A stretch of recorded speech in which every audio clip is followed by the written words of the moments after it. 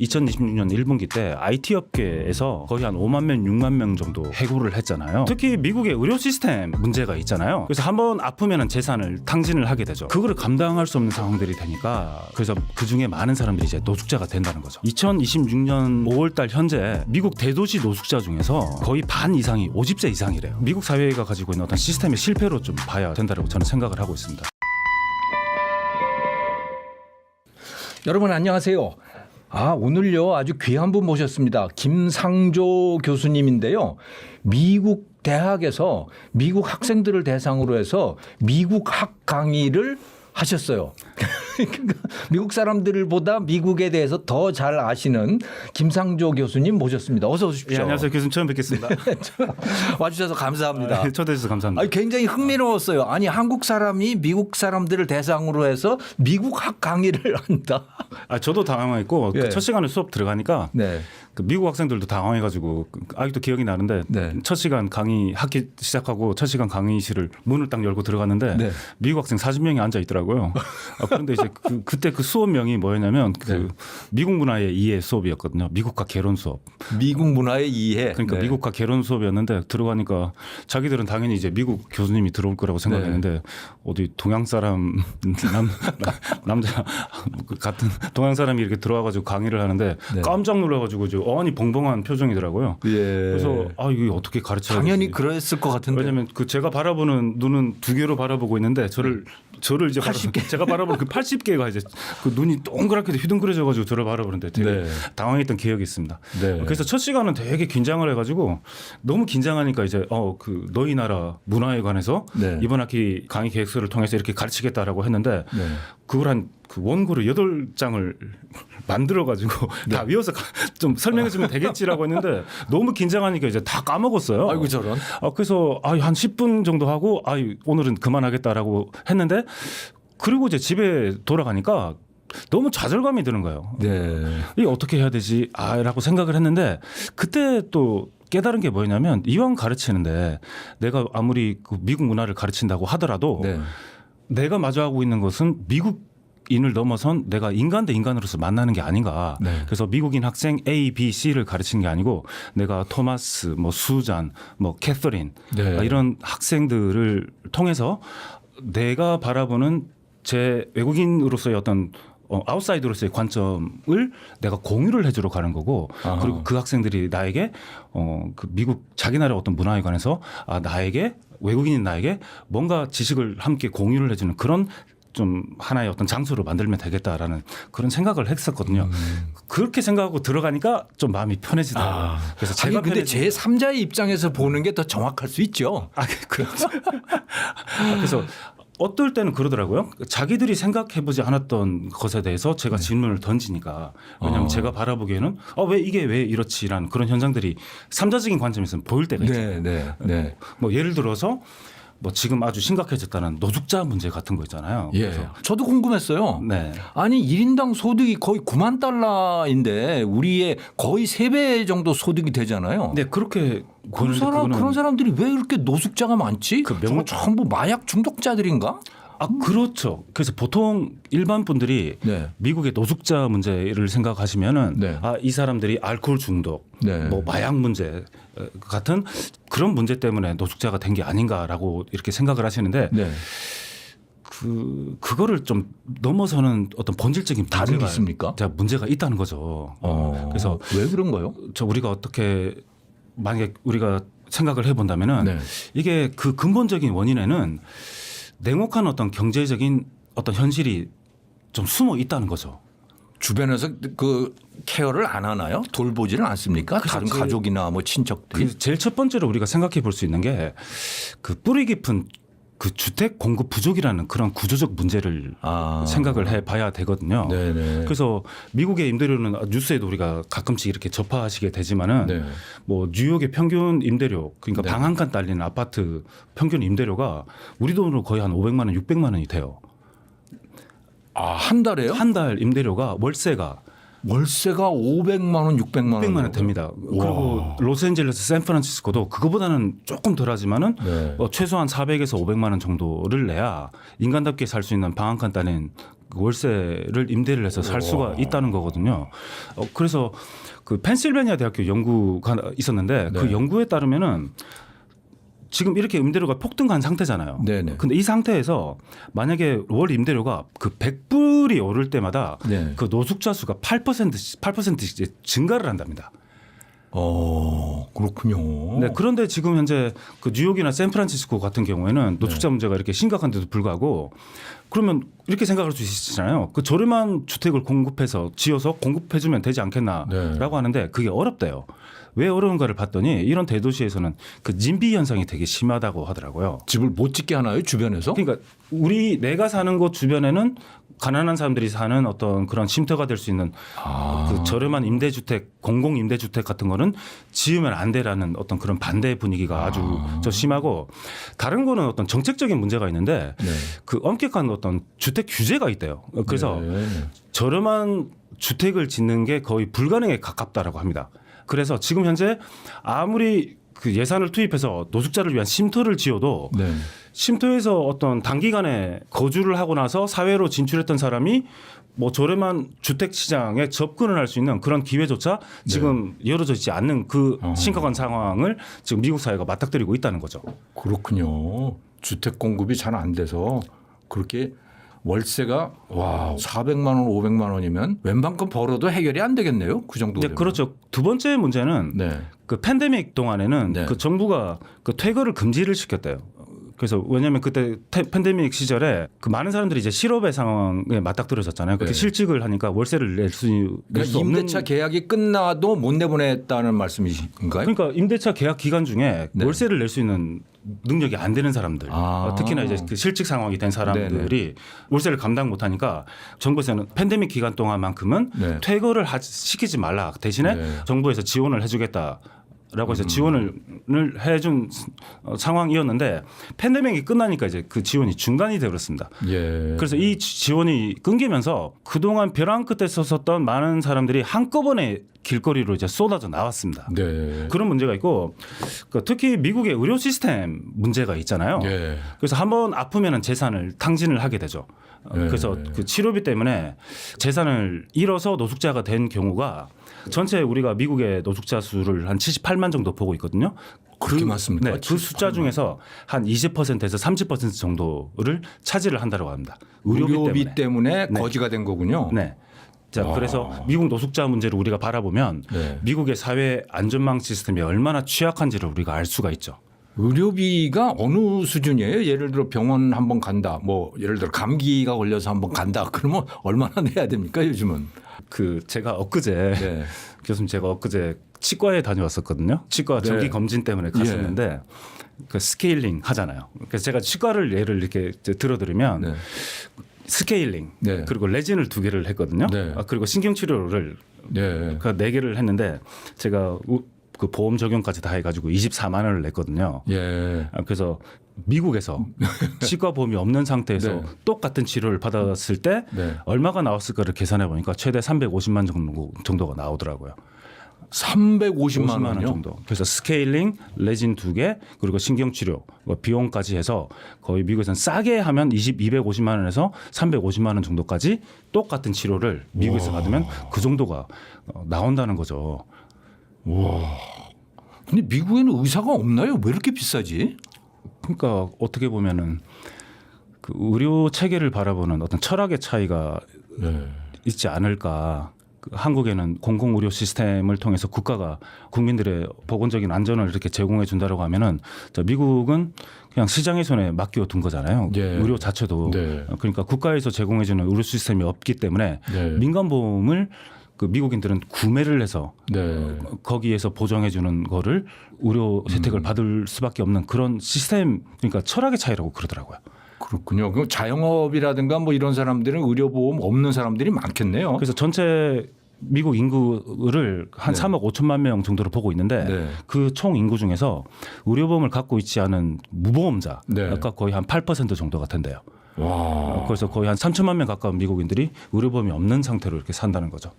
그러면 그런 사람들은 병원에 한번 가면 뭐 돈 1,000만 원 그냥 쉽게 나간다는 소리가 현금으로 계산할 수밖에 없는 상황인데 현금으로. 예. 만약에 그 자기 부담금만 내면 되는 그런 의료보험이 없는 사람들이라면은 그 미국 병원에서는 그 보험이 없는 사람들한테는 그 현금으로 계산을 하면 좀 깎아주는 그런 것들도 있습니다. 네. 아무리 그렇다고 하더라도 몇 천만 원씩 나오는 그런 의료보험 혜택을 받을 수 없는 그런 상황이라면은 그걸 감당할 수 있는 미국인들이 몇 명이나 될까? 예. 그래서 그런 사람들 중에서 많은 사람들이 노숙자가 될 수밖에 없는 상황이고, 그렇군요. 그리고 내가 직장이 있어서 직장 의료보험 혜택을 받으면서 네. 뭐 의료 치료를 이렇게 받는 사람들 중에서도 네. 본인 부담금이 너무 비싸가지고 높게 나와가지고 아. 그래서 그거를 감당을 하지 못해서 노숙자가 되는 경우도 아주 많다라고 합니다. 아, 그러니까 의료보험을 가지고 있어도 자기 부담금이 또 엄청난 모양이군요. 또. 그래서 워킹푸어라고 하더라고요.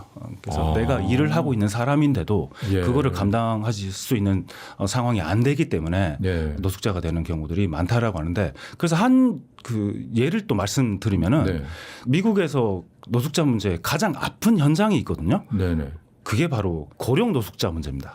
그 실버 노숙자라고 하는데 네. 그 1990년대 초반까지만 해도 그 50세 이상 전체 노숙자 네. 중에서 50세 이상 되는 노숙자 비율이 한 11% 정도밖에 안 됐대요. 네. 그런데 2026년 5월 달 현재 네. 미국 대도시 노숙자 중에서 네. 거의 반 이상이 50세 이상이래요. 예. 근데 왜 이 50세 이상 사람들이 노숙자가 되었을까로 네. 봤더니 많은 사람들이 우리나라 국민연금 같이 그 네. 사회보장연금만 받고 사는 사람들이래요. 그러면 네. 그 소셜 시큐리티라고 그렇죠. 하는 게 있잖아요. 예, 사회보장연금을 네. 평균 얼마 정도 받나? 한 2,000불 정도 한 달에. 네. 한 달에 $2,000. 그럼 2,000달러 가지고 살아야 되잖아요. 그런데 만약에 내가 대도시에 살고 있는 사람이다. 네. 그러면 집이 없는 상태다. 네. 그럼 월세를 아무리 싼 거를 살아도 한 1,000불은 내고 살아야 될 거 아니에요. 아. 그럼 2,000불 벌어서 1,000불 임대료 나가고 네. 지금 기름값이 2026년 5월 14일 기준으로 네. 지금 현재 미국 전체 평균 기름 가격이 갤런당 4불 60입니다. 네. 캘리포니아는 지금 6불이 넘어가서 6불 50 정도 보통 하잖아요. 한 달에 얼마나 써요? 기름값을? 그 차를 그래서 가지고 다니면. 이 정도가 오르니까 네. 미국 사람들 전체 소득에서 네. 가용 소득에서 기름값으로만 지출되는 네. 그 퍼센티지가 거의 15에서 20%가 된대요. 그러면 만약에 임대료 월세 이렇게 나가지 기름값 이렇게 나가지 지금 물가도 엄청나게 폭등을 했잖아요. 네, 네. 그러면 만약에 이 상황에서 내가 갑자기 50세 이상 되면 좀 아파지잖아요. 이것저것 고장도 좀 생기고. 저도 그래요. 그래서 저도 이제 진짜 오랜만에 치과를 가니까 아유 생각지도 않았던 뭐 이런 네. 치료도 이제 하게 되는 상황들인데 앞으로 좀 더 할 수 있겠죠. 네. 근데 미국인들은 그 식생활 자체가 되게 건강하지 못한 식습관을 가진 사람들이 많잖아요. 네. 햄버거, 콜라. 뭐. 교수님 그 미국 가셔가지고 네. 가장 그 충격받은 게 뭐가 있으셨습니까? 우리하고 다른 어떤 이건 되게 충격이네 하셨던 게 1980년대였는데 네. 제일 좀 낯선 거는 왜 이 사람들은 밖에 나와서 이렇게 해만 나면 누워 있지? 저기 우리는 해 나오면 이게 다 햇빛 가리고. 햇빛 가리고 뭐 모자 쓰고 다 이래야 되는데 이 사람들은 오히려 해가 나면 그냥 밖에 나가서 누워 있더라고요. 그래서 저도 그게 되게 신기해가지고 네. 왜 이렇게 일부러 살을 태울까? 우리는 억지로라도 선크림 바르고 네. 양산 써가지고 햇빛을 가리려고 하는데 네.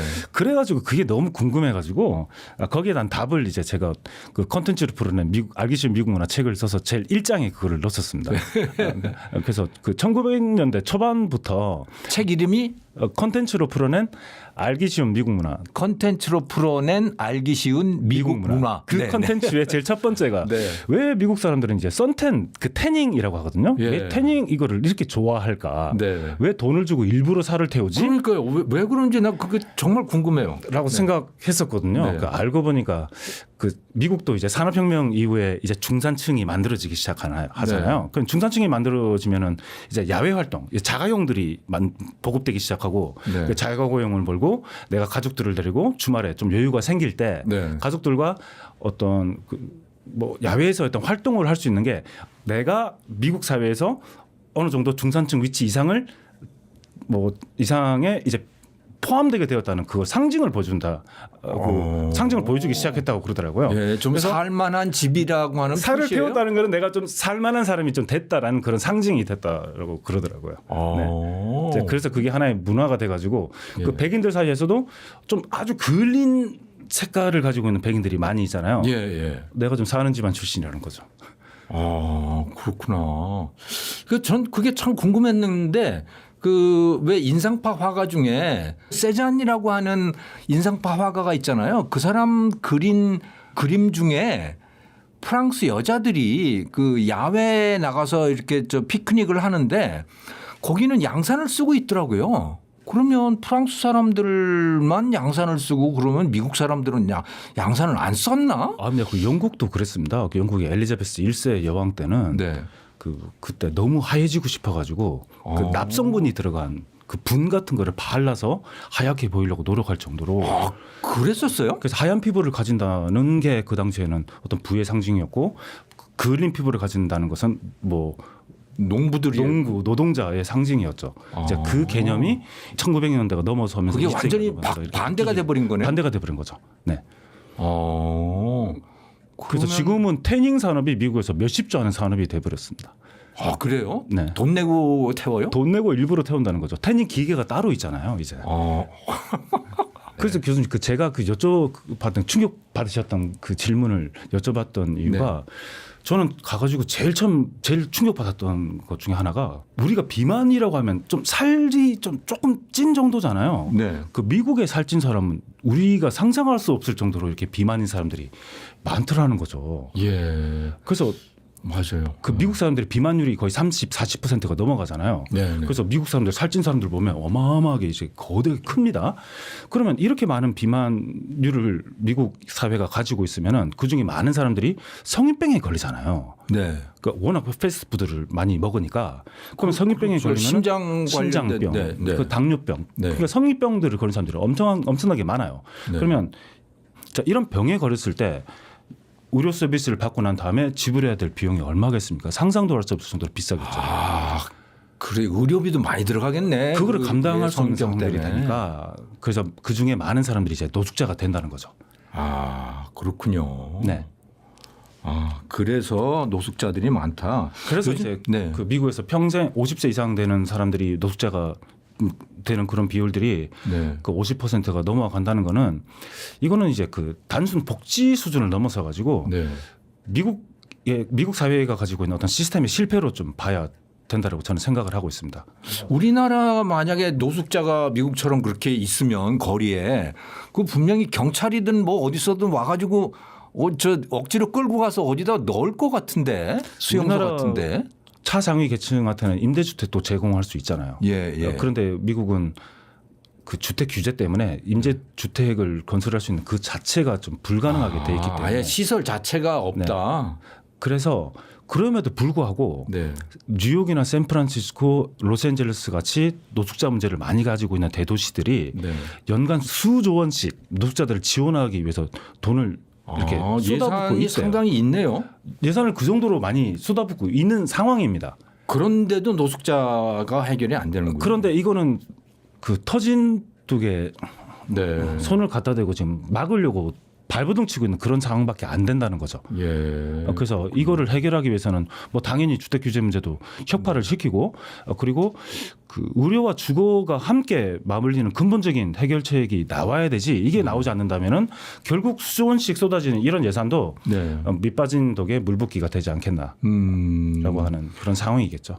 근데 왜 뉴스들 보면 미국 실리콘밸리 구글이나 뭐 이런 데들 보면 실업자 해고하는 사람들 숫자가 뭐 몇만 명씩 막 이렇게 등장을 하더라고요. 그 사람들 다 어떻게 해요? 그래서 올해 1분기 2026년 1분기 때 IT 업계에서 네. 거의 한 5만 명, 6만 명 정도 이제 해고를 했잖아요. 네. 그런데 이게 단순히 경기가 안 좋아서 해고를 했나? 그건 아니라는 거죠. 네. 왜 해고를 하려고 했는가 봤더니 AI 전환 비용으로 그 비용을 충당하기 위해서 네. 이 인력들을 해고를 했다라고 나와 있는데 네. 그래서 이제 이 기업들이 사람 대신 AI를 선택하기 시작한 이제 미국 사회가 이제 구조적인 전환점에 서 네. 있기 때문이 아닌가라고 이제 분석이 되고 있죠. 그래서 예전에는 교수님 그 불황이 오면은 그 네. 블루칼라 노동자부터 해고를 시켰잖아요. 아, 그렇죠. 근데 지금은 이제 고연봉 직종인 IT 네. 그리고 IT 개발자 아니면 그 데이터 분석가들 네. 같은 그런 분석가들 같은 이런 고연봉 직종들이 그 AI에게 지금 자리를 내주고 있는 그런 상황이란 것이죠. 아, 프로그램하고 뭐 컴퓨터 다루는 사람들 네. 예전 같으면 좋은 직장이었을 텐데. 그러니까 당연히 기업 입장에서는 어이구 이런 비싼 개발자 10명 대신에 네. AI를 잘 다룰 수 있는 네. 개발자 한 2명 정도만 남기겠다는 그런 계산기를 좀 두드리고 있다는 거죠. 그 정도 심각하군요. 자, 그리고 이 AI 때문에 네. 그 어떤 고용 문제가 나오냐면은 네. 그 청년층한테 지금 닥친 그 신입 사다리의 소멸 문제가 나온대요. 네. 이게 가장 심각한 문제인데 AI라는 게 네. 그 전문가들을 옆에서 보조해주는 그런 역할도 할 수가 있지만은 지금 요즘 AI가 잘하는 게 있잖아요. 기본적으로 그 신입 사원이나 인턴들이 할 수 있는 기본적인 업무들 있죠. 아, 그거는 AI가 손쉽게 지금 다 할 수 있는 상황이 돼 버렸다는 거죠. 역설적이네요. 그럼 신입 사원을 안 뽑는 거래요? 안 뽑는 거죠. 전문가들은 필요한데 네. 신입 사원은 필요 없다. AI를 다룰 수 있는 전문가 한 2명 정도. 네. 그리고 뭐 신입 사원들 채용을 하거나 하면 인턴들 채용해가지고 기본적인 사소한 업무들 같은 거는 니들이 알아서 하고 네. 자, 숙련된 기술들을 미사수로부터 좀 배워야 되는 그런 시스템이었다면 지금 그게 아니란 거죠. 네. 굳이 신입 사원을 왜 뽑아? 그냥 경력직 괜찮은 몇 명만 자, 뽑으면 되는 거지라고 하는. 경력직 위주로 뽑고. 자, 그런 분위기로 간다는 거죠. 예. 그래서 지금 막 졸업한 미국 대학생들이 네. 이제 졸업을 했는데 취업을 하려고 보니까 이제 취업의 문이 여러 군데가 지금 많이 막혀 있는 그런 상황이 돼버렸다는 것입니다. 예. 그래서 지금 현재 그 미국의 그 청년 실업 지표를 보면은 네. 이게 아주 낮게 나온대요. 네. 그런데 졸업한 대학생들의 그 전공에 맞는 제대로 된 일자리가 있는가라는 것은 좀 다른 문제가 되겠죠. 그러니까 실업률은 그렇게 높지 않은 거예요? 그렇게 높지는 않다라고 합니다. 예. 그 뭔가 일자리가 계속 생기긴 생기는 모양이네요. 그렇죠. 그런데 그게 문제가 뭐냐면 네. 그 고용의 질이란 게 지금 양극화가 되고 있다고 예. 해요. 무슨 말이냐면은 지금 현재 미국에서 늘어나고 있는 직종 있죠. 일자리는 예. 그 주로 그 대면 서비스업 같은 거 있죠. 그러니까 보건, 레저, 레스토랑 그런 숙박 사람에게 서비스를 하는 제공하는 그런 단순 노동력을 제공하는 그런 단순 일자리는 노동. 지금 늘고 있고 네. 뭐 당연히 그런 직종들은 AI가 대체하기 어려운 예. 그 저임금 서비스직이죠. 이쪽에선 자리가 늘어나고 있는데 네. AI가 가장 잘하는 어떤 고임금 사무직은 네. 저 해고가 지금 몰리고 있는 역설적인 전 상황입니다. 그렇군요. 그러니까 사람은 대면 서비스로 점점 가는 거고 그런 데서는 일자리가 생기는 거고 예전에 했던 고급 직종들은 AI가 대체를 해가는 거고. 자, 그렇죠. 그래서 과거에는 기계화가 인간의 근육을 대체를 했잖아요. 그렇죠. 근데 지금의 지게꾼들 그렇죠. 다 뭐. 근육을 네. 대체를 했잖아요. 네. 근데 지금의 AI는 뭘 대체하냐면 인간의 두뇌를 대체를 하잖아요. 근데 이제 근육은 잠시 쉴 수는 있지만 네. 두뇌를 대체당한 인간은 갈 곳이 없다는 게 지금 고용 위기의 본질이 되겠죠. 그렇군요. 그래서 지금 현재 미국의 그 고용 시장은 성장을 하고 있다기보다는 그 체질 개선을 당하고 있는 그런 상황이겠습니다. 완전히 구조가 달라지고 있는 그런 상황인 모양이군요. 그래서 그 AI가 노동 생산성을 높일 수는 있겠지만은 네. 그 화이트 칼라나 그 청년층 같은 어떤 그런 계층들이 느끼는 고용 불안은 그 역대 최고조에 달해 있다는 거죠. 네. 그러면 직장이 그런 식으로 성격이 바뀌고 구조가 바뀌면 공부하는 것도 굉장히 달라질 것 같은데요. 대학 가는 스타일은 어떻습니까? 그 미국 학생들이 대학을 간다든가 또는 외국 학생들이 미국으로 유학을 온다든가 예전에는 미국 유학 가면 최고였잖아요. 요즘 어떻습니까? 유학을 왜 가고 싶으셨나요? 그때는 아니, 드무셨잖아요. 그때 가실 때는. 유학 갔다 오면 좋은 직장이 보장이 되니까 한국에서. 네. 네. 그래서 유학을 갔죠. 그래서 교수님 말씀하셨듯이 네. 그 유학을 가는 미국 유학이라는 이 자체가 네. 그 전통적인 성공 방식이었잖아요. 예, 그렇죠. 근데 이제는 이게 고비용 저수익 구조로 완전히 바뀌었다는 게 그런 유학 갔다 변화의 와도 어떤 소용 없어요 요즘에는? 그렇죠. 과거에는 이제 명문대 졸업장을 들고 한국에 오면 네. 언제 어디서든 통하는 어떤 골든 티켓이 됐겠지만 지금 완전히 상황이 다르다는 거죠. 한국에서도 안 통하는군요 이젠 미국 대학의 졸업장이라는 게. 그렇죠. 아. 일단은 어떤 게 있냐면 그 등록금 있잖아요. 네네. 교수님 주립대 나오셨잖아요. 주립대 나왔죠. 그 당시 등록금 훨씬 쌌었을 거 아니에요. 쌌을 거예요. 저는 근데 뭐 저 등록금을 안 냈으니까 정확히 기억이 네. 안 나는데. 네. 예, 그 당시 제가 그 리서치 어시스턴트라고 하는 거 연구 조교를 네. 하면서 다녔기 받으면 때문에. 다 장학금도 받으시고 하니까. 네네. 한 달에 제가 1,200불을 받았던가 뭐 생활비를 그것도 받고 다니고 그랬었어요. 예, 주립대학교는 그 인스테이트, 아웃 오브 스테이트 이래서 주 출신한테는 그 타주 출신 같은 학교를 다니더라도 타주 출신보다는 3분의 1을 적게 내고 다니잖아요. 네네 그렇죠. 네. 네. 근데 우리 외국인 학생들은 그 아웃 오브 스테이트 주 외 지역 네. 출신으로 해당돼 가지고 그 등록금을 냈는데 제가 기억하기에 제가 처음 2000대 초반에 제가 주립대를 들어갔을 때 네. 그때 등록금이 제 기억으로 주 외 지역 출신 외국인들이 거의 한 400만 원 정도 냈던 것 같습니다. 한 학기. 한 학기에 400만 원. 네. 그러니까 1년이면 한 800만 원 정도면 낼만 했어요. 괜찮은데요? 뭐 우리나라하고 지금 미국 비슷하네. 사립대학교도 그 정도보다 더 나옵니다. 네. 그러니까 그 당시에는 다닐만 했는데 지금 제가 다녔던 학교에 지금 현재 2026년도 등록금을 보니까 네. 지금 1년에 3천만 원이 돼 있더라고요. 주립대학인데도. 주립대학이 3천만 원이 네. 돼 있고 그러면 저 미국 사립대학교 등록금은 지금 얼마냐? 네. 생활비까지 하면 1억이 넘는데요 매년. 그 등록금 플러스 7만 달러? 뭐 그렇게 되는 거군요. 뭐 8만 9만 달러 플러스 9만? 그러니까 생활비 그리고 뭐 유명한 하버드나 뭐 MIT 같은 아이비리그 쪽 대학교들 동부에 있는 학교들은 그리고 대도시 지역 쪽에 있잖아요. 뭐 한 10만 달러 된다는 소리. 임대료부터 뭐 월세부터 해서 그리고 뭐 먹고는 또 살아야 되니까 네. 그런 필수 생활비까지 다 포함을 시키면은 한 1억에서 1억 5천 정도는 내야 되는 상황이라면 4년 대학교를 사립대학교를 다니잖아요. 그러면 5억에서 6억 정도가 나온다는 건데. 와. 그러면 부모 입장에서는 네. 예전 같으면은 그 정도 돈을 내도 아이고 미국 사립대학교 아이비리그 출신이 네. 뭐 학위를 들고 한국에 왔으면 서로 모셔갈 수 있는 그런 상황이었겠죠. 근데 지금은 뭐 공학 관련된 그런 전공이 아니라면 그게 네. 팔릴 수 있는 상황인가 한국에서도 그게 아닐 수 있다는 거죠. 예. 그래서 지금도 미국 대학생들조차도 대학 학위란 게 이만한 가치가 있는가? 라는 그런 회의를 많이 점점 더 많이 그런 것 가지기 같아요. 시작한대요. 예. 네. 저도 사실은 이 경제학이라고 하는 거를 대학에서 꼭 공부를 할 필요가 있을까 하는 하셔야겠죠. 네. 꼭 그런 생각이 자꾸 들어요. 요즘에는. 왜냐하면 유튜브의 컨텐츠도 굉장히 좋고 꼭 대학 졸업장이 필요하지 않다면 그냥 실력만 쌓는 용도라면 굳이 대학을 다녀야 될 필요가 있을까 하는 생각도 들어요. 자, 그렇죠. 특히 네. 만약에 한국 부모들이 자기 자식을 미국 사립대학교에 한 5억, 6억 정도를 네. 투자를 해서 네.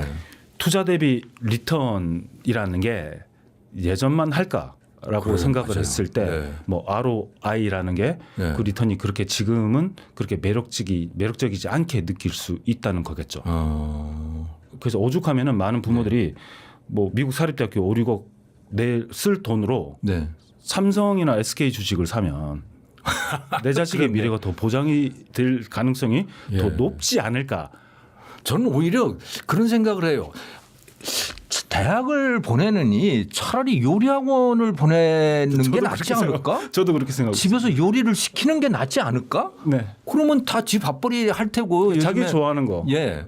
자기가 딱 했을 때 예. 시간 가는지 모르고 이렇게 할 수 있는 예. 자기 적성에 맞는 일들을 스스로 아니 찾아가지고. 그리고 저 도배하는 거 가르쳐도 괜찮을 것 같고 오히려 대학보다 나을 것 같다는. 그래서 미국 사회가 지금 그 AI 때문에 변하고 있는 어떤 그 취업의 어떤 환경이나 이런 분위기도 예. 우리가 반면교사 하면서 좀 미리 준비를 해야 되지 않을까. 예. 거기가 그 먼저 그런 현상이 지금 일어나고 있을 테니 우리보다 앞서서. 네. 예. 우리 시청자분들께서도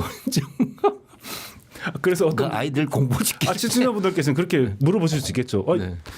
당신은 왜 유학을 갔었나? 저 유학 갔을 때는 확실히 갔다 오면 보장됐어요. 미국에서 박사학위 받으면 뭔가 다 보장이 됐어. 그래서 어떻게 말씀드리냐면 네. 미국 문화가 되게 공부를 하고 싶었거든요. 네네.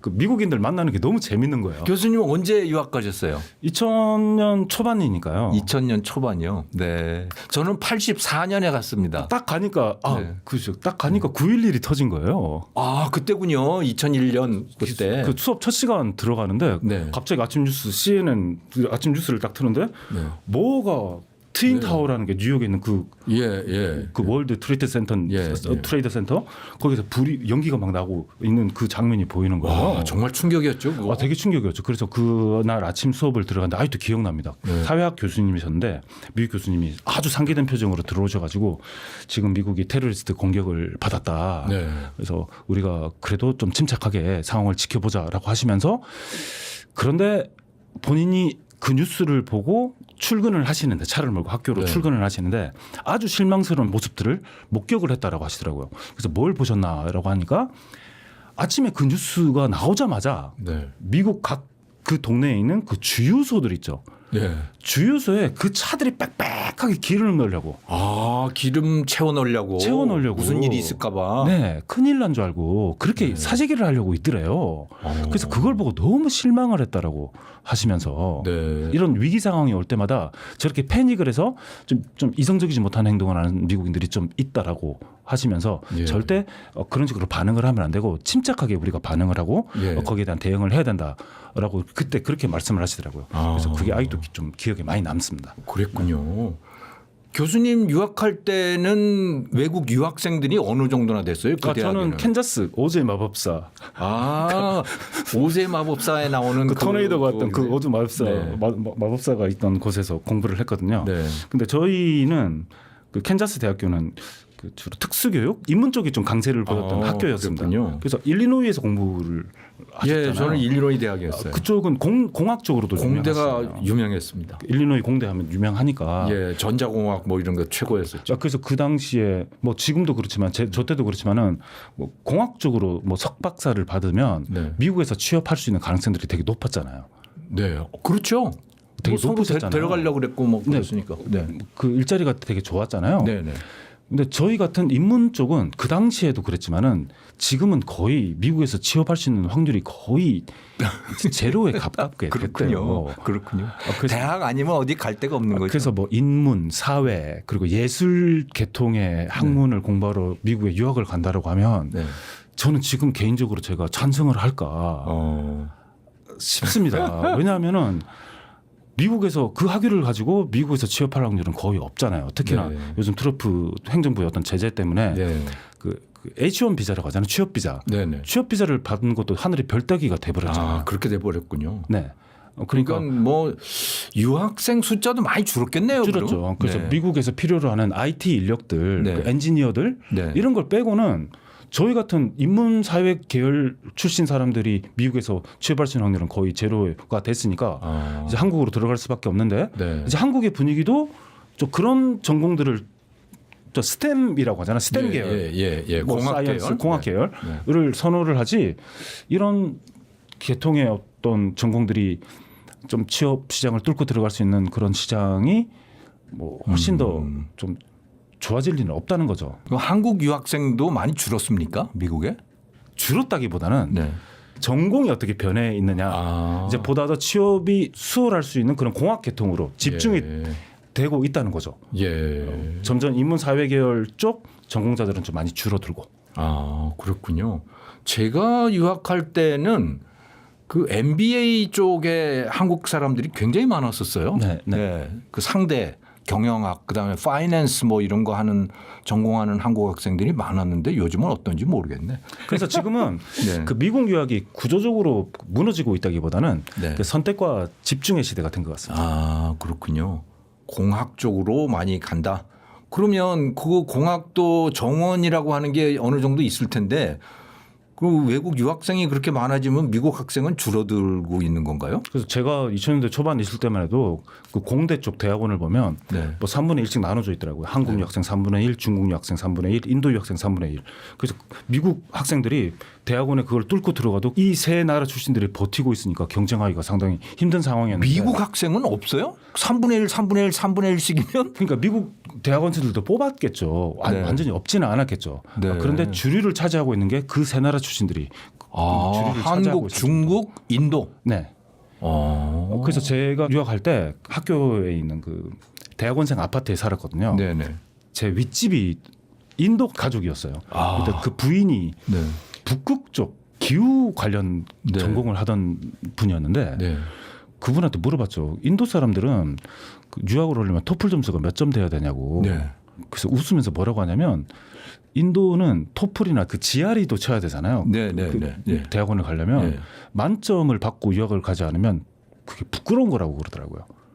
아, 그래요? 왜냐하면 인도는 영국의 식민지였기 때문에 영어를 일본 기본적으로 할 수 있는 인구들이 많이 있잖아요. 예. 그래서 기본적으로 만점을 받고 대학원을 간다고. 그리고 미국 유학을 가기 위해서 얼마나 수십만 명의 그 인도의 네. 인재들이 공부를 그렇게 하고 있습니까? IIT인가 하는 예. 그런 대학교도 유명하잖아요. 그래서 그런 인력들도 많이 있다는 거죠. 예. 그리고 중국 유학생들도 마찬가지고. 저는 그 놀라운 게 실리콘밸리의 그 빅테크 기업들 CEO들을 보면 인도 사람들 정말 많잖아요. 엄청나죠. 예. 근데 한국 사람이 안 보이는 게 참 그 저는 신기했어요. 지금도 여전히 이유를 잘 모르겠는데. 예.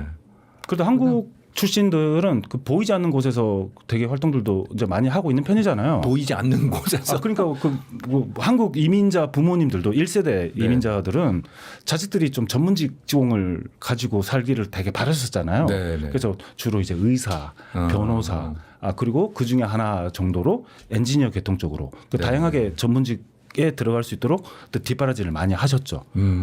다만 다 아주 혼자서 일하는 것들이네요. 그러니까 두각을 나타내는 어떤 그런 뭐 CEO 같은 계열에는 한국인들이 좀 많이 없어 보이겠지만은 네. 그 중심 축을 이루는 어떤 그 층을 봤을 때는 한국 사람들도 아주 두텁게 진출을 해 있다라고 봐야겠죠. 그렇군요. 그렇군요. 예. 예, 교수님. 그 미국에 얼마나 사셨어요? 한 교환학생 1년, 석사 3년, 박사 7년 이렇게 해서 11년 살았습니다. 아, 그렇군요. 그 석박사 10년 살았잖아요. 네네 네. 10년 걸리는 줄 알고 공부했으면 안 했겠죠.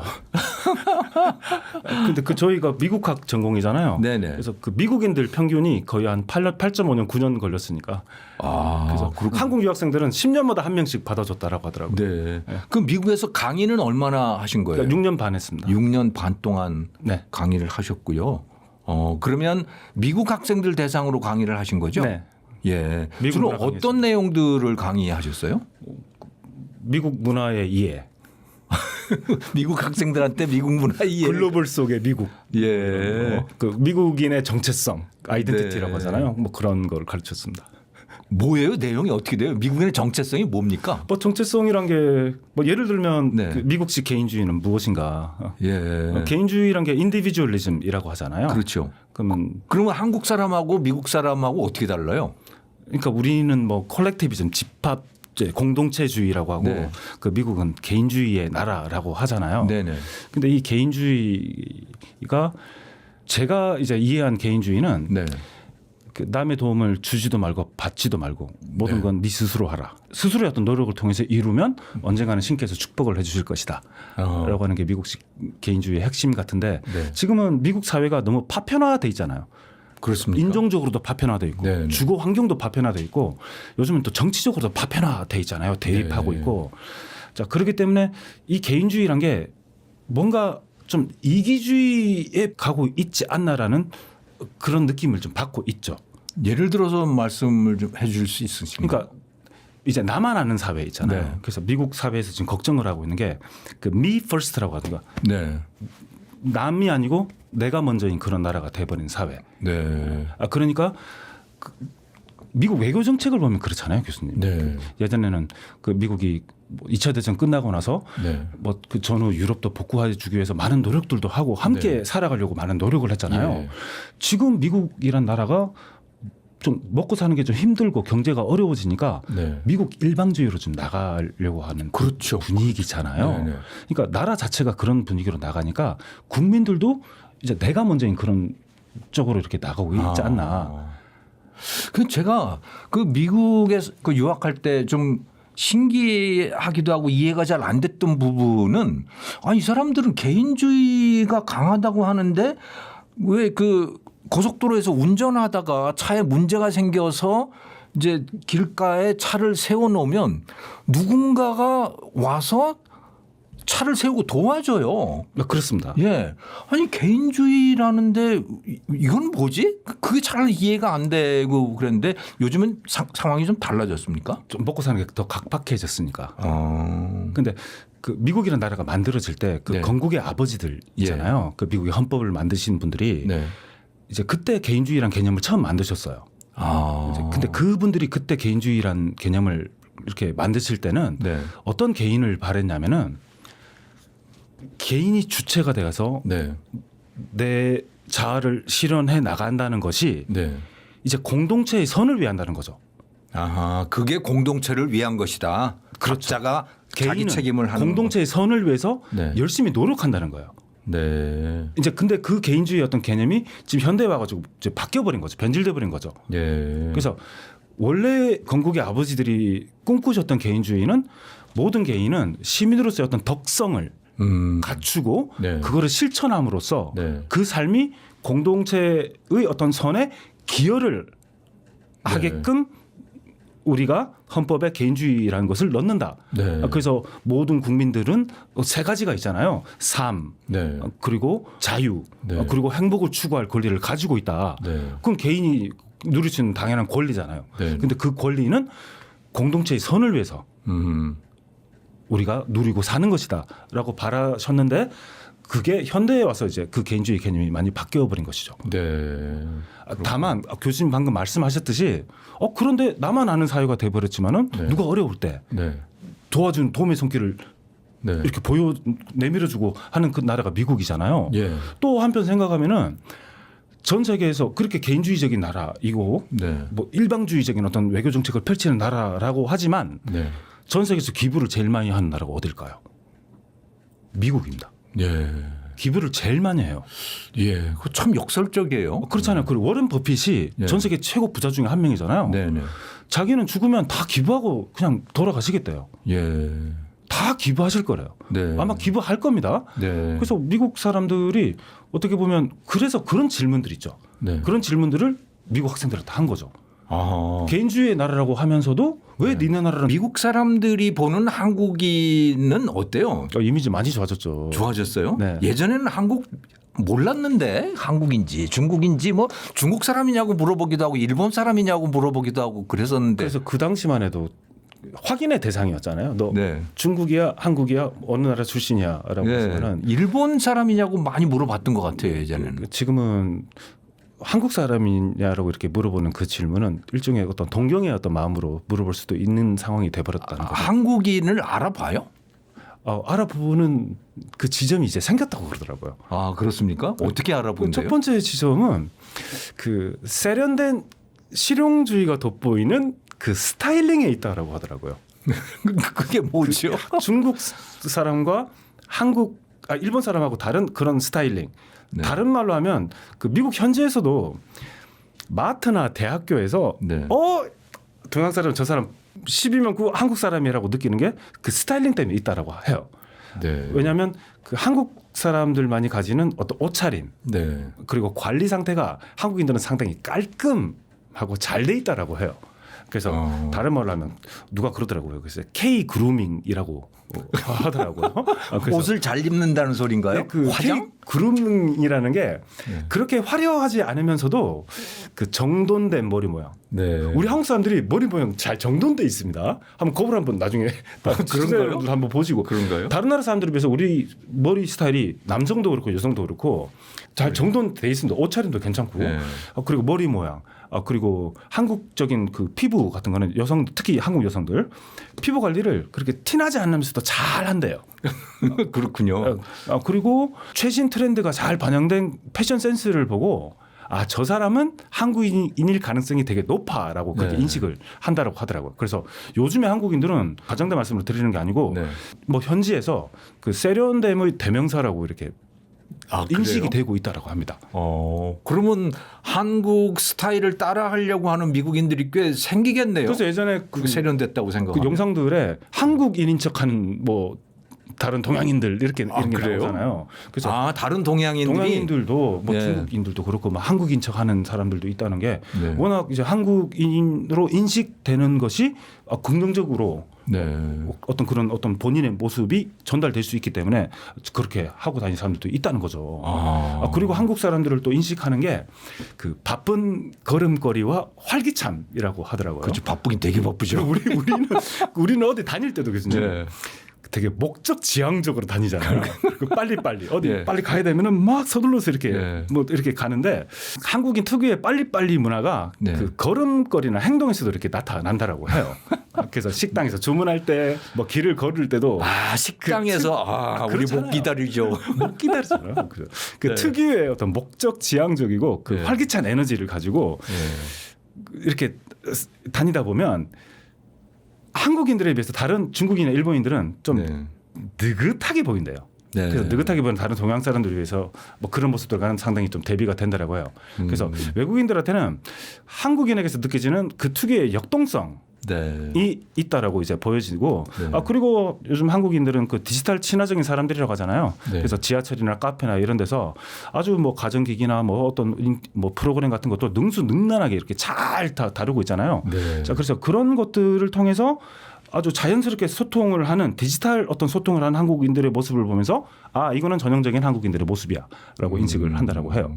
특히 이제 K푸드가 유행하면서 식당에서는 이제 어떤 음식을 즐기는 매너나 메뉴를 고르는 그런 안목을 보고 이 사람이 한국인이야라고 확신을 하는 경우도 많다라고 합니다. 네. 그래서 지금 교수님 네. 결론적으로 말씀드리면 네. 이제 한국인은 이제 구별당하는 대상이 아니고 닮고 싶은 대상이 되었습니다. 그렇게 됐어요.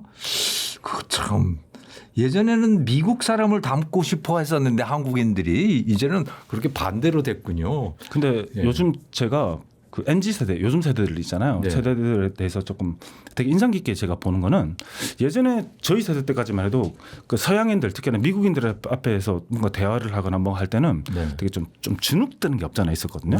그렇죠. 주눅 들었어요. 그 영어도 일단 기본적으로 영어도 잘 안 되니까 예. 의사소통도 그렇고 내가 미국인 앞에서 뭔가 의사소통 해야 되는 게 예. 상당히 큰 부담이나 네. 뭔가 좀 기죽음 네. 같은 것도 없잖아 있었는데 요즘 세대는 그냥 당당하게 이야기를 하는 그런 분위기가 있더라고요. 예. 그래서 한국인 특유의 어떤 자신감 있는 모습, 내가 비록 영어가 100% 잘 안 되는 뭐 브로큰 잉글리시가 되는 한이 있더라도 당당하게 이렇게 의사 표현을 할 수 있는 어떤 그런 자신감 있는 모습들이 예전 세대하고 조금 다르게 느껴지는 그런 지점 중에 하나가 아닌가라고 저는 인상 깊게 지금 요즘 세대의 그거를 좀 보고 있습니다. 아주 바람직한 일이네요.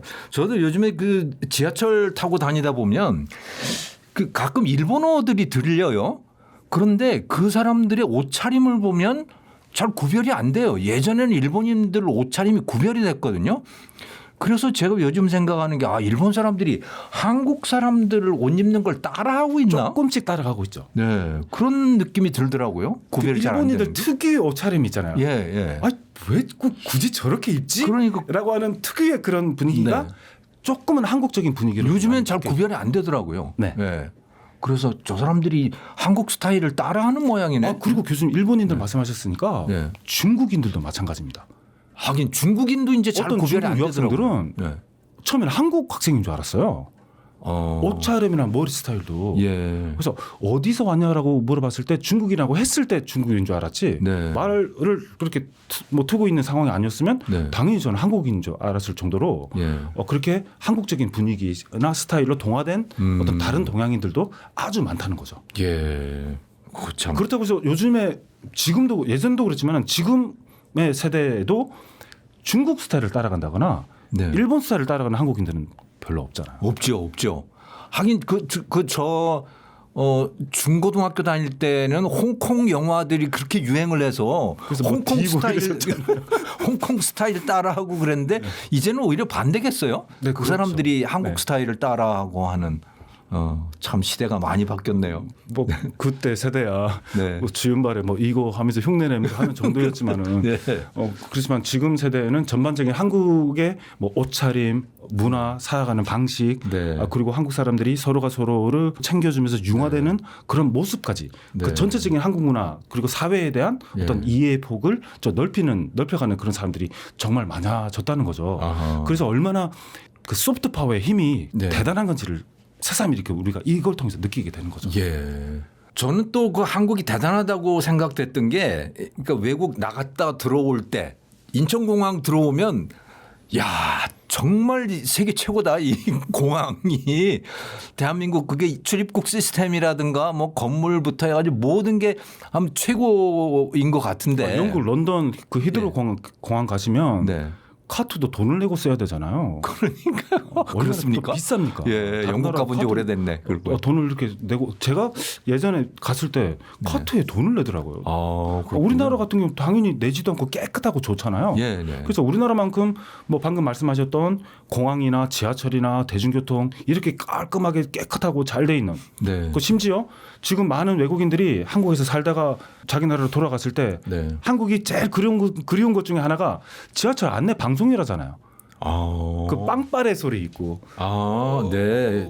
민요도 나오고 하잖아요. 그 안내 방송. 네, 네. 그래서 우리는 그런 어떤 안내 방송에서도 네. 한국적인 미를 담아내서 이렇게 안내를 하는 그런 나라구나 해서 되게 그 음악 그 소리조차도 그리워하는 그 외국인들이 좀 많다라고 합니다. 그 입국할 때는 어때요? 다른 나라의 한국인이 다른 나라 공항으로 입국할 때 그 여권 파워죠. 예, 여권 파워라고 하는 게 어느 정도가 그래서 돼 우리가 있습니까? 전 세계 여권 파워가 2위잖아요. 2위가 됐다는 거는 그 네. 여권을 가지고 네.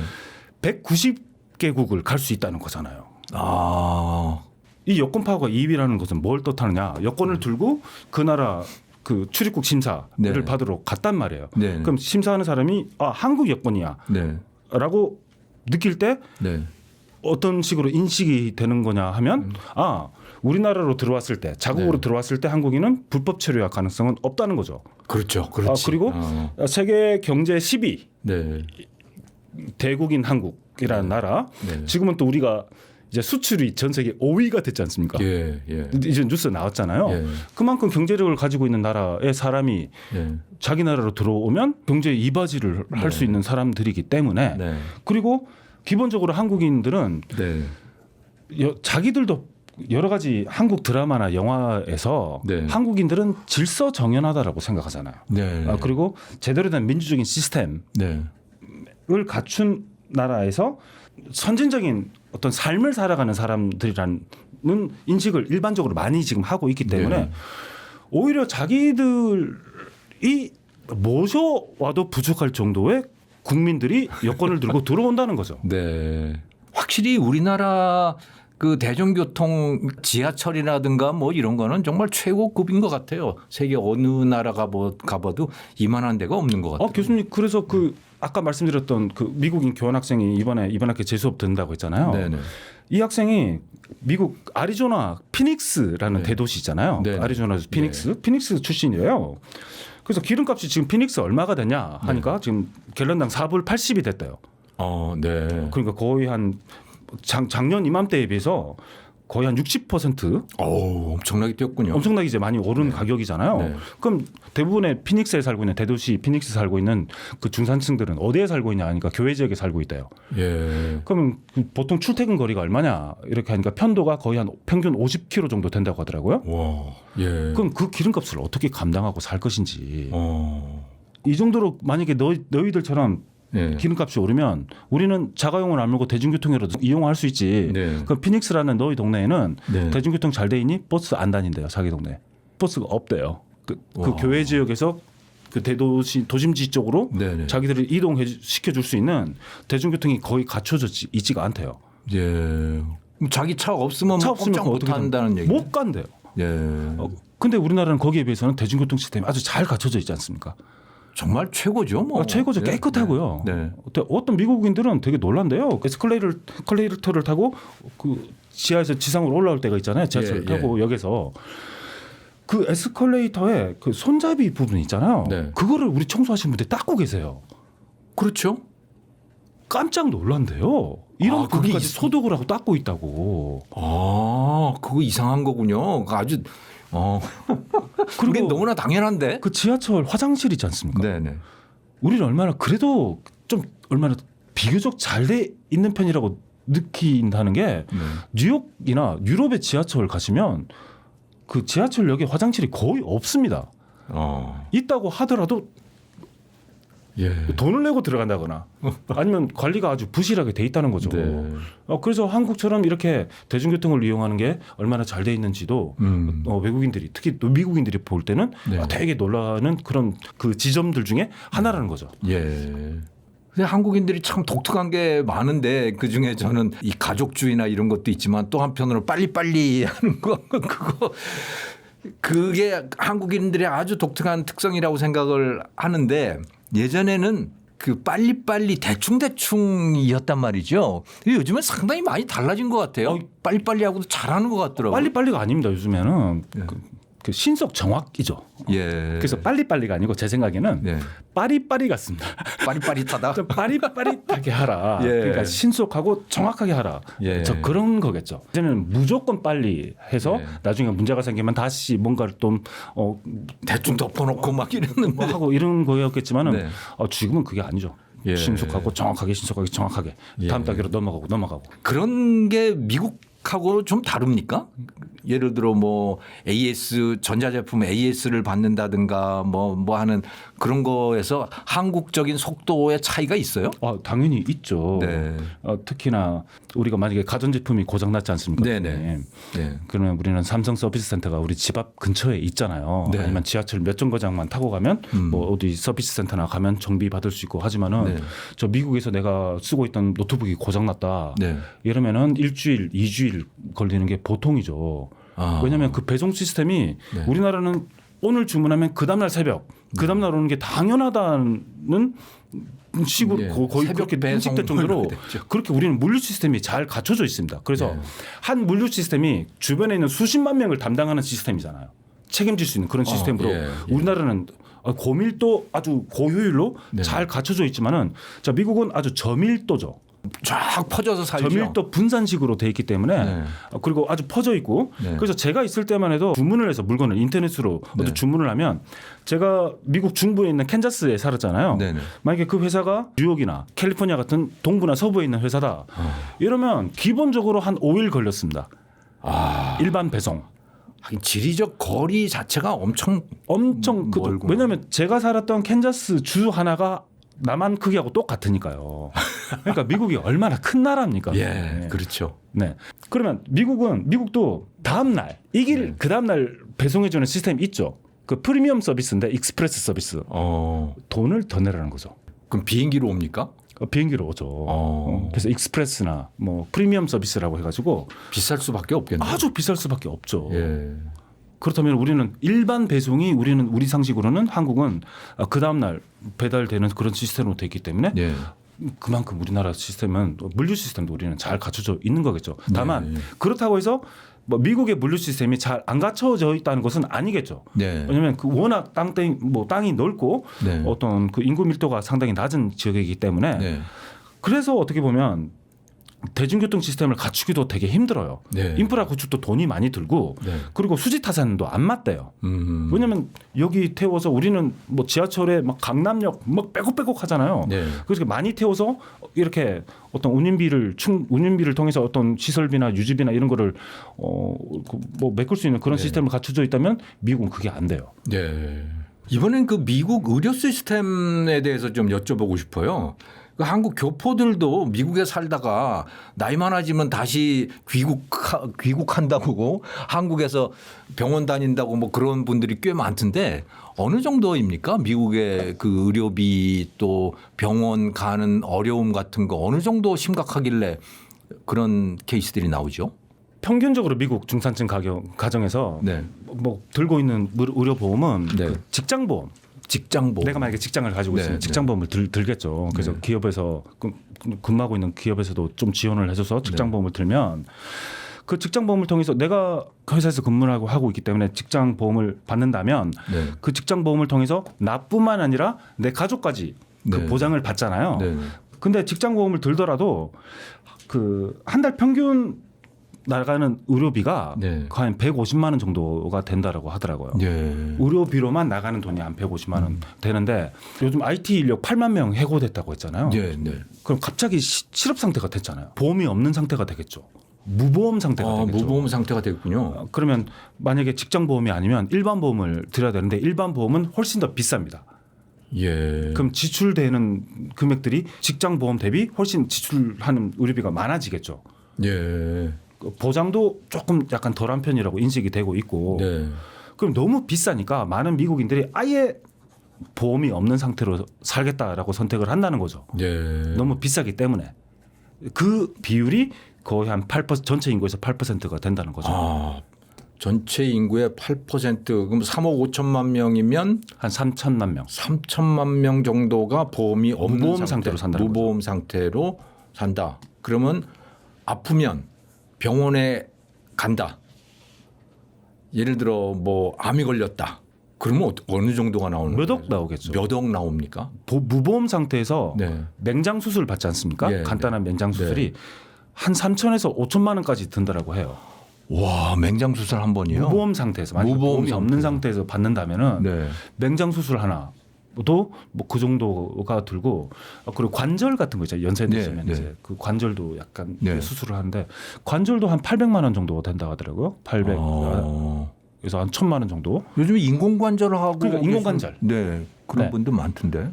근데 우리나라는 보험 적용하면 몇십만 원밖에 안 들 수 그렇죠. 있는 게 네. 미국은 그 정도가 이제 든다라는 거죠. 그리고 예. 또 아이러니한 게 그 많은 신약들이 미국에서 개발되잖아요. 그렇죠. 예. 그 글로벌 제약사들도 뭐 미국 네, 미국 근데 회사들 똑같은 많아요. 약인데 네. 미국보다 한국이 훨씬 쌉니다. 아, 똑같은 약이요? 똑같은 약인데 아.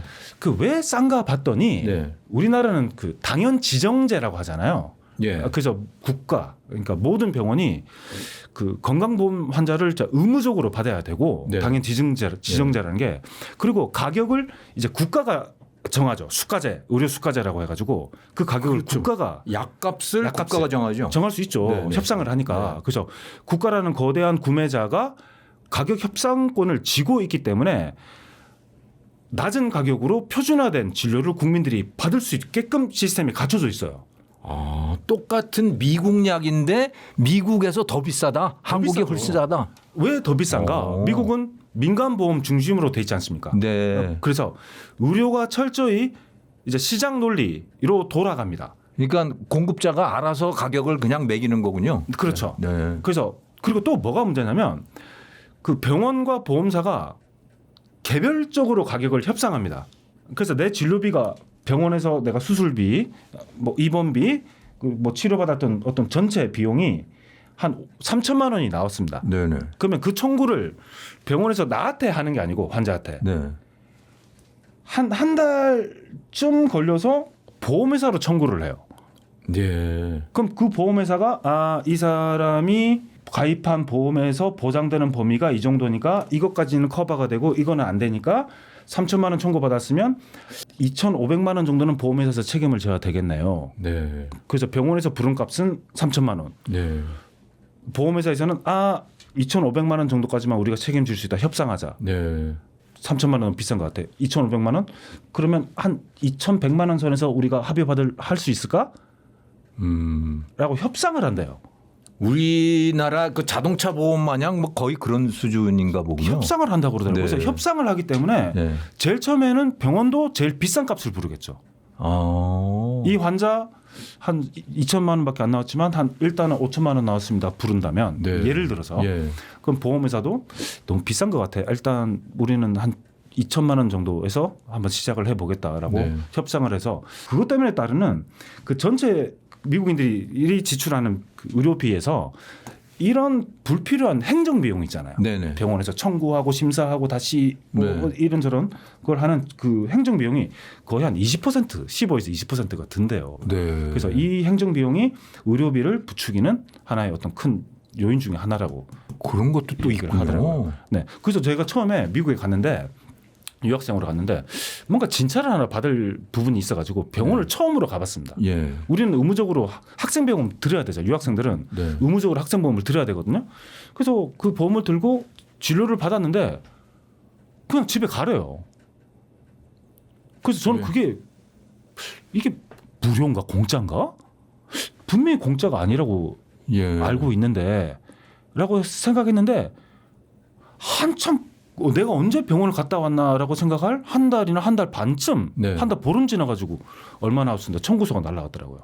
우리는 진료 받았으면 바로 진료 끝났습니다. 창구에 가서 계산하세요. 예. 뭐 3,000원 나왔으면 그렇죠. 5,000원 나왔습니다. 처방전 받아서 밑에 있는 약국 가서 처방 예. 받아서 가세요라고 하잖아요. 예. 미국은 그게 아니라는 거죠. 어. 진료 받았으면 바로 그 자리에서 그 병원에 있는 창구에 가서 계산을 하는 게 아니고 예. 그냥 집에 일단 갑니다. 네. 본인은 그러면 병원은 진료받았던 환자가 가입해 있는 보험회사로 청구를 한다는 거죠. 어. 그 시간이 한 달 넘게 걸린다는 거예요. 그러면 본인은 정말 얼마가 나왔는지 모르는 모른다는 상태에서 그냥 거죠. 집으로 가야 되는 거군요. 네. 네. 어. 그래서 보통 우리가 보험 약관 같은 걸 잘 모르잖아요. 네네. 아무리 뭐 우리가 공부를 많이 한 사람이든 아니든 간에 보험 약관은 복잡하게 돼 있기 때문에 네. 특히 미국의 의료보험은 민간보험 체계로 돼 있기 때문에 네. 보험 보장 범위가 어느 정도까지 되는지 내 신체 부위에 어디까지가 보험에서 보장을 하고 이 예. 비껴가는 부분은 아닌지를 아주 이해하기가 어렵게 돼 있대요. 예. 그리고 보험회사마다 이 보장 범위가 다르고 예. 약관도 틀리고 그러니까 제대로 공부를 하려면 당하기가 쉬운 시스템이 그 미국 의료보험 시스템이기 때문에 오죽하면은 네. 그 보험회사 그 대표적인 미국의 의료보험회사가 유나이티드 헬스케어잖아요. 그분이 그렇습니까? 오죽했으면 작년에 총을 맞고 사망을 하셨겠습니까? 총을 맞고 유나이티드 헬스케어 CEO가 작년에 총을 맞고 사망을 했잖아요. 아 그렇습니까? 네. 네. 누군가 근데 분노한 거군요. 그러니까. 분노하는 미국인들이 그만큼 많다는 거예요. 어. 그 유나이티드 헬스케어 CEO가 그 총을 맞고 사망하고 난 다음에 근데 누가 총을 쐈는가 봤더니 아주 그 학력도 높고 고학력자 집안도 괜찮은 사람이었어요. 네. 근데 그 고학력자들에게 자기들도 나랑 상관없는 이해라고 생각, 뭐 집안 경제적으로 큰 문제가 없는 사람들이잖아요. 네. 이 사람들한테도 이 사회가 가지고 있는 큰 어떤 모순점들, 네. 문제점들 이런 것들이 너무도 이제 보이기 시작하고 인식이 된다는 거예요. 그런 사람들 중에 많은 사람들이 그런 분노를 이제 극단적인 형태로 이렇게 보이는 어떤 분위기로 나간다는 거죠. 그게 어떤 지금 현재 어떤 미국 어떤 분위기에서 상당히 우려스러운 그런 지점 중에 하나라고 생각합니다. 그렇군요. 이 병원 가는 거 참 미국하고 우리나라하고 그 정말 다른 것 같네요. 우리는 그냥 그 국가 의료보험이 워낙 잘 돼 있다 정말 잘돼 보니까 있습니다. 잘 뭐 그런 거에 거의 신경 안 쓰고 그래서 교수님 그 한국의 의료 시스템은 전 세계 사람들이 부러워할 만한 네. 어떤 가성비 끝판왕이라고 저는 생각을 합니다. 예, 물론 맞아요. 부족한 점도 없잖아 있겠죠. 뭐 다만 여기 김종호 TV 시청자 여러분들께서 이제 드리고 싶은 통찰은 이 저렴한 비용 뒤에는 우리 한국의 의료진 분들의 어떤 헌신하고 네. 그리고 그 당연 지정제라는 네. 강한 어떤 국가 통제가 있다는 그런 점입니다. 네. 근데 미국은 그와는 반대로 개인의 어떤 선택과 그 시장 자율 이 미국이라는 나라는 그걸 택했잖아요. 네, 네. 그런데 그 대가로 천문학적인 비용이라는 청구서를 받게 된 거죠. 그러니까 그래서 교수님 어떻게 보면 네. 비유를 하자면은 한국의 의료는 그 누구나 탈 수 있는 저렴한 지하철이라면 네. 미국의 의료는 비싼 돈을 내고 탈 수 있는 프라이빗 리무진과 같은 거죠. 아. 그래서 문제는 여기서 문제가 뭐냐면 돈이 없는 사람에게는 이 리무진은 아예 오지도 않는다는 거죠. 가난하면 엄두도 내기 힘든 그리고 병 한번 잘못 걸리면 노숙자가 될 수도 있는 그런 게 미국의 병원 시스템이군요. 그럼 우리처럼 이렇게 아주 편리하고 저렴한 시스템에 너무 우리는 익숙해져 있기 때문에 사실은 미국 시스템이 어떤 건지 머릿속에 잘 안 들어와요. 어떻게 보면 그 외국인들이 더 잘할걸요? 예. 자, 이번에는 우리 한류 이야기를 좀 넘어가 볼까요? 미국 사람들 요즘에 한국 음식 먹는 사람들 많다면서요? 아주 좋아합니다. 그러니까 한국 음식 파는 식당들도 많아진 거죠? 네, 엄청 도시에? 많아졌습니다. 예. 예를 들어 뭐 어떤 거를 파나요? 그 미국의 코스트코나 네. 그 트레이더 조스 같은 대형 마트가 있거든요. 네. 그 마트를 가면 얼마 전에 한번 뉴스에서 보셨을 겁니다. 작년에 어떤 큰 뉴스가 나왔는데 그 코스트코 같은 데서 그 한국 냉동 김밥 있잖아요. 품절 대란을 일으켰다라고 해요. 미국 코스트코에서요? 미국 코스트코나 예. 코스트코하고 비슷한 그 네네. 트레이더 조스라는 곳이 있는데 한국산 냉동 김밥이 미국으로 수출된 게 폭발적인 인기를 얻어가지고 이제 품절 대란을 일으켰다는 거죠. 한국에서 만들어서 냉동해서 미국으로 수출을 한 거예요? 냉동 김밥. 그 예. 미국이 워낙 가공식품을 즐기는 나라잖아요. 네네. 그리고 특히 그 냉동식품들도 많이 즐기는데 그냥 전자레인지에 넣어서 예. 그냥 데워서 먹는 김밥인데 우리가 생각할 때는 냉동 김밥 그 전자레인지에 데워서 그러게. 뭐 맛있겠어라고 하는데 미국 사람들 그게 맛있대요. 그리고 생각보다 이게 한국 사람 입맛에도 그렇게 좀 떨어지는 그런 맛은 또 아니라고 합니다. 근데 미국 사람들이 그 김이라고 하는 거를 제가 미국 살 때는 김을 되게 싫어했어요. 그러니까 시커멓기도 하고 이런 거. 교수님 오죽하면 네. 김이 영어로 뭐겠습니까? 씨위드인가 뭐 잡초잖아요. 잡초. 바다의 잡초. 예. 잡초라 그러는데 그 잡초를 왜 먹습니까? 미국 사람들. 그걸 상식으로. 근데 그렇게 좋아하게 된 거예요? 지금 이제 건강식품이 된 거죠. 그래서 신기하네. 김 그리고 김밥, 네. 김으로 만든 네. 뭐 쌀이 들어간 한국적인 음식이 이렇게 인기가 좋아지게 됐을까? 다 이제 한류 때문이죠. 한류 드라마, 예. 영화, 특히나 뭐 작년에 인기 그 데이트를 쳤던 뭐 K-팝 데몬 헌터스 같은 예. 걸 보면 그 주인공들이 막 긴 김밥 줄을 그냥 입으로 넣어서 먹는 그런 장면들이 나오잖아요. 예. 그러면 그런 한류를 어떤 즐기는 어떤 팬들 입장에서는 네. 그 주인공이 긴 김밥 같은 거를 먹네? 네. 내가 한번 좀 트라이 해볼까? 챌린지 해볼까? 그래서 네. 그런 챌린지 같은 것들이 이제 뭐 그 인스타나 뭐 틱톡이나 이런 것들을 통해서 계속 확산돼서 나간다는 거죠. 예. 그러면서 젊은 층들 사이에서는 한국적인 음식, 한국적인 무엇인가를 한번 도전해보고 즐기는 게 내가 최신 트렌드를 따라가고 있는 괜찮은 사람이야라는 거를 보여주는 그런 상징성을 가지고 있다는 거죠. 예. 예전에 무슨 영상을 봤는데 무슨 다큐멘터리 영상이었는데 런던에 한국 음식점이 있는데 국밥집이더라고요. 국밥을 파는데 그거를 영국 사람들이 그냥 다 앉아서 먹고 있어요. 한국 사람 먹는 게 아니고 그 정말 신기했는데 미국도 상당히 그렇게 됐나 봐요 이제는.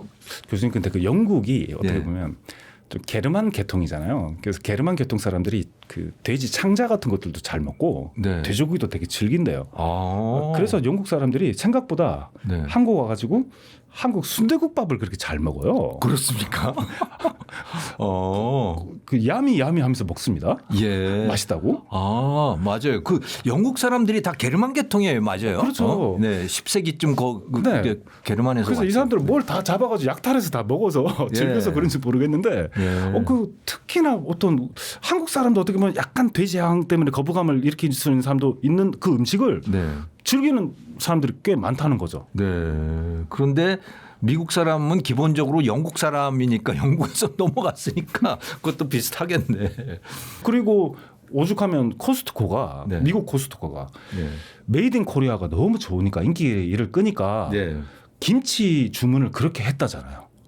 한국 그래요? 김치 한국 회사한테 김치. 부탁을 했는데 네.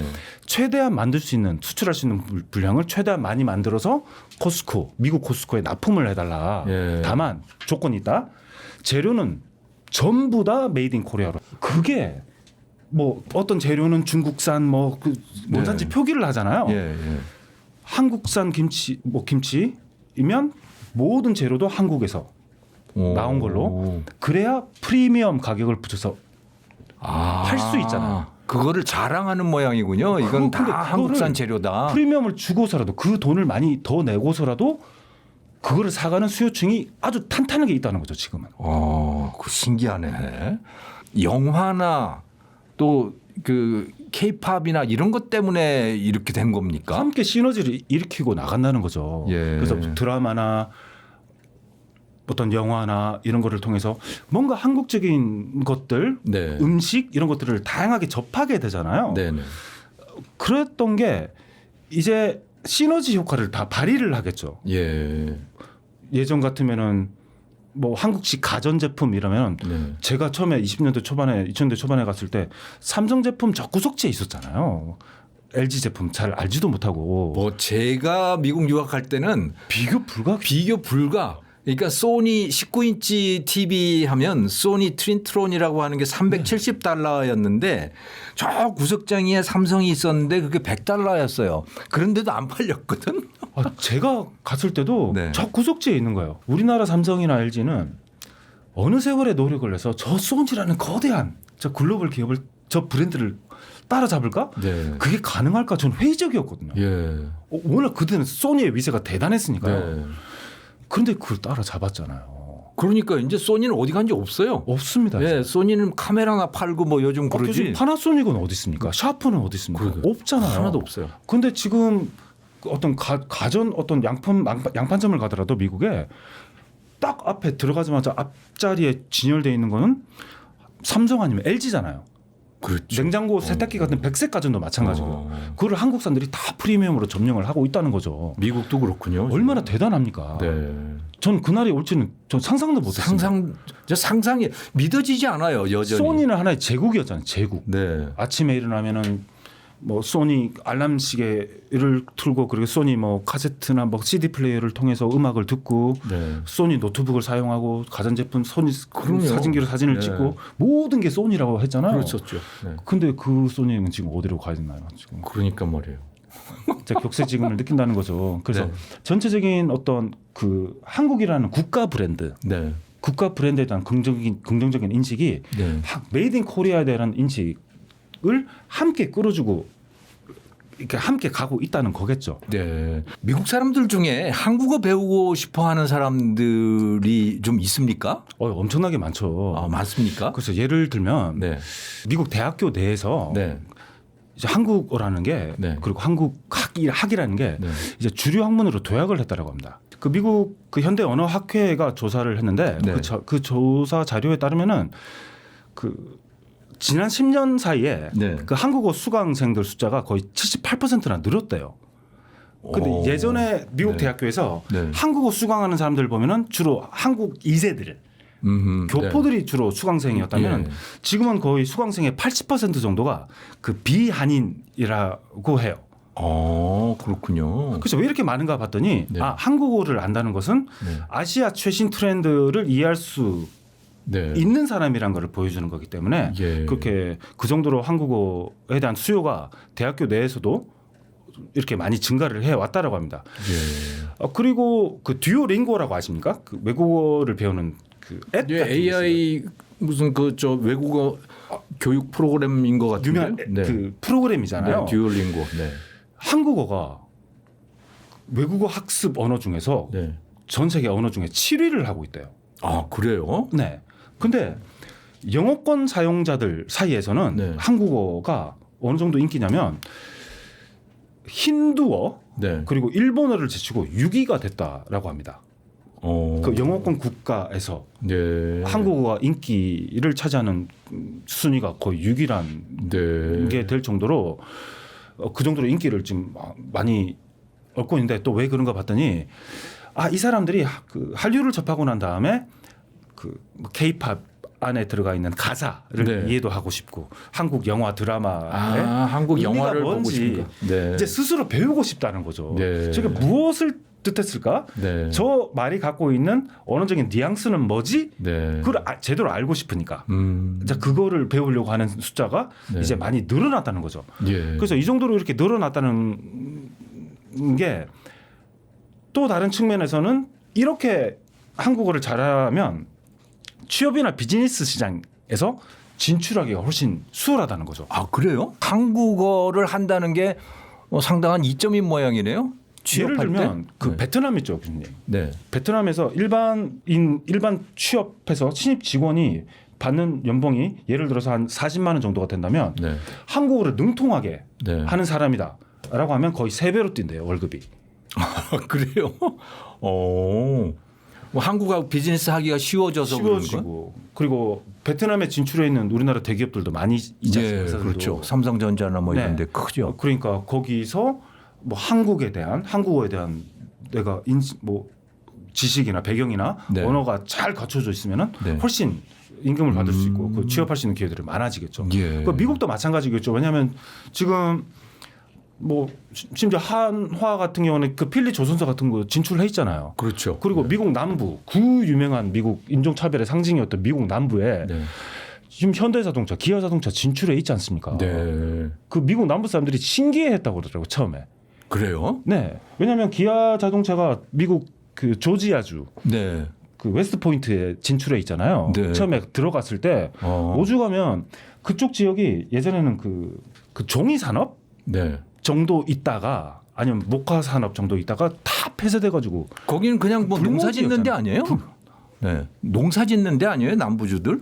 거기 농사 플러스 그나마 있었던 뭐 제지 산업 이런 게 다 네. 망해 가지고 예. 이제 불모지였는데 이제 한국 기업들이 진출을 했잖아요. 네. 그래서 오죽하면 그 예수님 감사합니다 했을 정도로 그렇습니까? 기아를 보내줘서 감사합니다 할 정도로 그 되게 감사하게도 하고 미국 남부 사람들이 좀 좋아한다라고 하는데 기아나 현대는 또 알라바마에 진출했잖아요. 한 만큼 보통 미국 뭐 조지아나 알라바마 시골주에 있는 사람들은 평생 자기 주를 벗어나 본 사람들이 없을 정도예요. 그런 사람들이 꽤 많습니다. 촌동네군요. 그야말로 거기가. 제가 살았던 캔자스도 평생 자기가 사는 주를 벗어나 보지 않은 사람들이 꽤 많더라고요. 네. 너무 신기했는데 그런데 그런 로컬 지역에 글로벌이 들어왔어요. 네. 그 현대라고 하는 한국에선 글로벌 네. 기아라고 하는 뭐 현대 기아가 들어왔잖아요. 네. 그러면 그쪽 지역 안에서조차도 한국어에 대한 관심들이 폭발적으로 증가를 한다는 거죠. 아, 그렇겠네. 그래서 한류 기업 이 모든 것들이 함께 맞물려 가면서 예. 이제 한국의 어떤 이미지나 국력 같은 것들도 전 세계에 네. 이제 힘있게 힘차게 이렇게 퍼져 나가고 있는 거겠죠. 그래서. 예. 참 보고 있으면서도 잘 안 믿어져요. 안 믿겨. 근데 80년대, 네. 90년대, 네. 2000대 초반 이 정도가 될 거라고는 상상을 못했지 않습니까? 예. 저 그 얼마 전에 이탈리아를 갔는데 이탈리아의 시골의 어떤 슈퍼를 갔는데 말이죠. 한쪽 벽면 전체 이게 그 전시대에 불닭면이 그냥 한 벽면이 꽉 차 있더라고요. 그래서 깜짝 놀랐거든요. 정말 깜짝 놀랐어요. 예, 깜짝 놀랐는데 미국마저 이제 그렇게 된다는 이야기는 이 정말 믿기지 않는 일들이 2000년대 초반에 월마트를 갔거든요. 네. 월마트 네. 기억하시죠? 월마트. 예. 갔는데 라면 같은 게 먹고 싶어가지고 네. 그때 근처에 한인마트가 없어가지고 월마트를 가면 무슨 라면을 살 수 있을까 갔더니 아주 싸구려 일본 한 봉에 10센트 하는 라면들을 팔고 예, 있더라고요. 맞아요. 한번 이치방 뭐 그런 거 마루찬인가 하여튼 기억나요. 그 브랜드. 그 간장만밖에 아무 맛도 없어요. 네. 정말 맛없던데 겨우 그 정도 라면을 팔던 월마트가 네. 나중에 보니까 네. 신라면부터 해서 온갖 한국 라면들을 다 디스플레이를 하고 있는 거예요. 월마트예요. 고추장은 무슨 말입니까? 예전 그런 고추장 자체가 안 팔리죠. 고추장도 팔아요? 지금 팝니다. 와. 뭐 한국산 고추장, 뭐 불닭볶음면, 온갖 종류의 라면 같은 거 있잖아요. 그거 다 미국 사람들이 먹는다는 그걸 소리잖아요. 일반 미국 마트에서 판다는 거죠. 이제. 예. 정말. 근데 그 미국 사람들은 매운 거 싫어하잖아요, 교수님. 즐겁을 했는데. 그리고 불닭볶음면은 제가 먹어도 저 매운 거 좋아하는데 제가 예. 먹어도 맵습니다. 근데 그런 불닭볶음면을 좋아하는 미국인들이 많다는 거죠. 그러니까 진짜 믿어지지 않아요. 근데 뭐 분명히 벌어지고 있는 일은 참 놀라운 세상입니다. 한국이 정말 놀라울 정도로 발전을 해 있는데 그래서 미국에서 그 미국 학생들을 대상으로 해서 미국 학을 6년 동안 가르치신 우리 김상조 교수님을 모시고 미국에서의 한국 이야기를 청해서 들었습니다. 오늘 나와주셔서 감사합니다. 정말 감사드립니다. 네, 교수님. 또 뵙겠습니다. 네, 감사합니다. 여러분 시청해 주셔서 감사합니다.